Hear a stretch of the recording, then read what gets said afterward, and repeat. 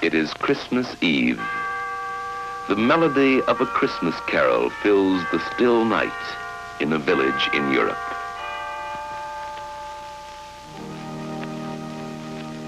It is Christmas Eve. The same song comes from a church in a small town in America. For nearly 150 years, in many parts of the world, people have been singing this carol. It is the song we call Silent Night.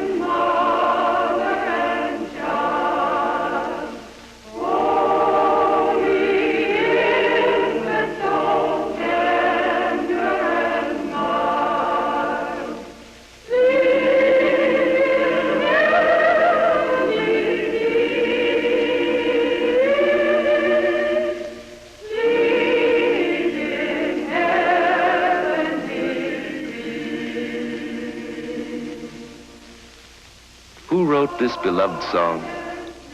Where did it come from? For the answer, we must go to Europe. It was here, in Austria, in the little village of Oberndorf, that the song was written. If we should go there today, we'd find the town of Oberndorf in the province of Salzburg. Here, we can trace the history of the song.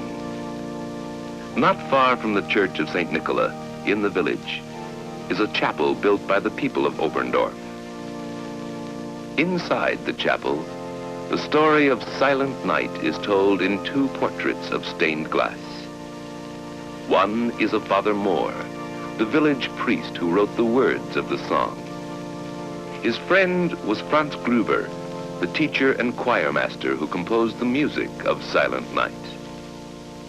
For the story of the two men and the song they wrote, we must go back a long time. We must go back a century and a half. It is the year 1818, in the holiday season, the Christmas season. In the village, it is the time of age-old Christmas customs. Groups of girls are visiting each house, carrying with them a painting of Mary and Joseph. Boys representing the shepherds of Bethlehem come to the houses caroling. They are collecting gifts of food for the poor. The story they tell in song is one that never loses interest, for it is the story of the first Christmas. And the same story will be told again in the Christmas Eve service in the church. But on this afternoon, the door of the church stands open, and all is still. Inside, the choir master, Franz Gruber, has discovered that the organ is broken. He will not be able to play, and Father Moore will have no music for his Christmas Eve service.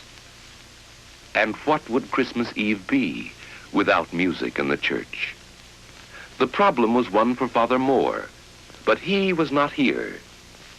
He had gone away to visit a family in a mountain cabin. As he walked along, his thoughts were on the preparations for the coming of Christmas. His path took him ever upward, along the snowy slopes. Above him was the forest, dark against the gleaming snow.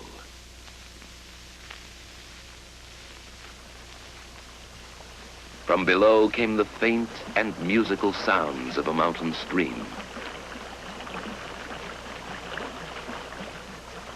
And all about him was the quiet beauty of God's world. It was evening when he reached the house.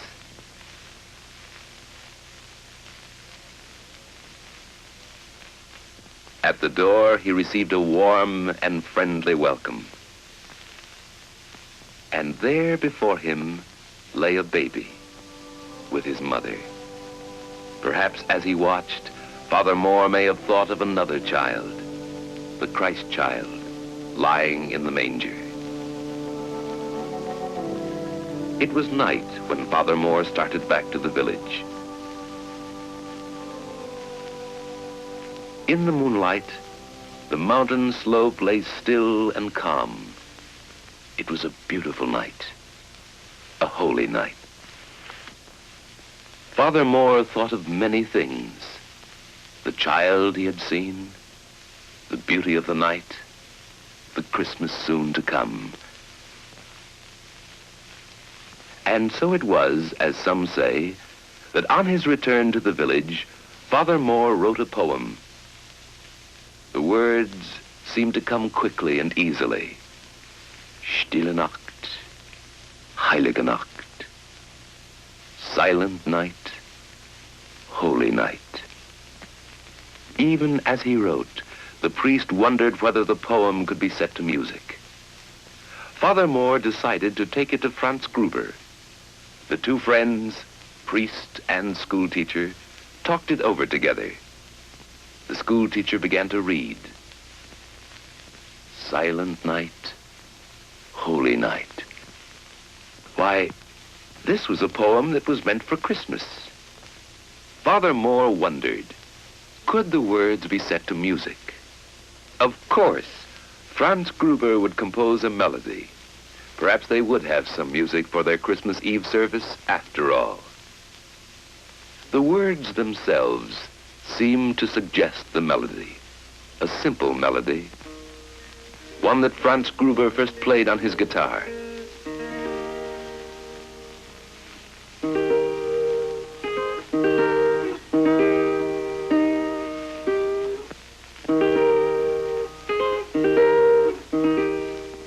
And so it was that the song two men had written was presented for the first time in 1818 at the Christmas Eve service in the village church.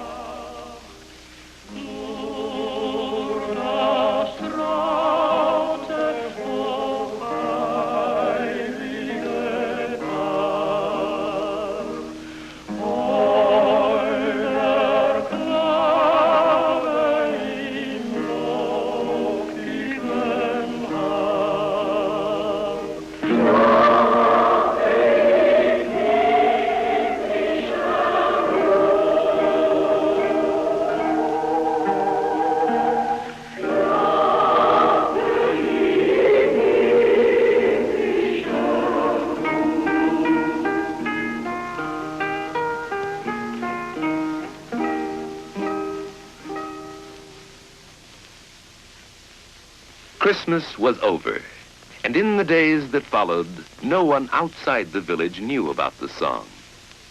With the first hint of spring, an organ mender from a village in the Tyrol came to Oberndorf. The children knew that at last someone had come to fix the broken organ in their church. And indeed, it was not very long before the old craftsman had put the instrument into working order.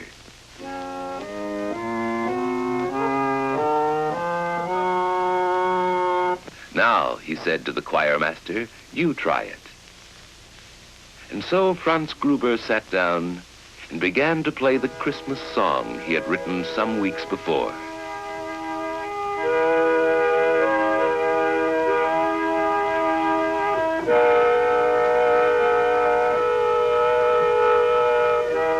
The organ mender listened and remembered.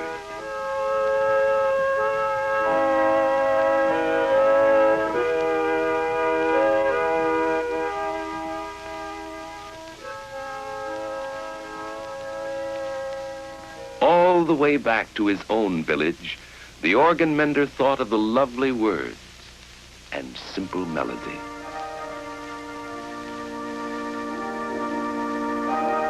And when at last he reached the hill overlooking his own village, and some children came to meet him, he taught them the song he had learned.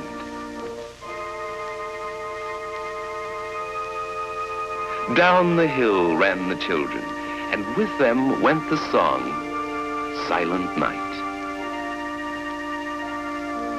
For some years, the song was known only in such villages, tucked away in the snug valleys of the Alps.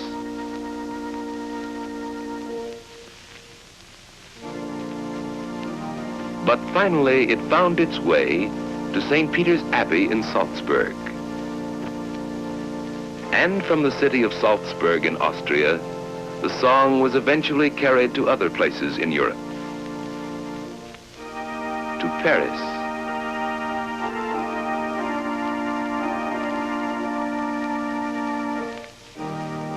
to London,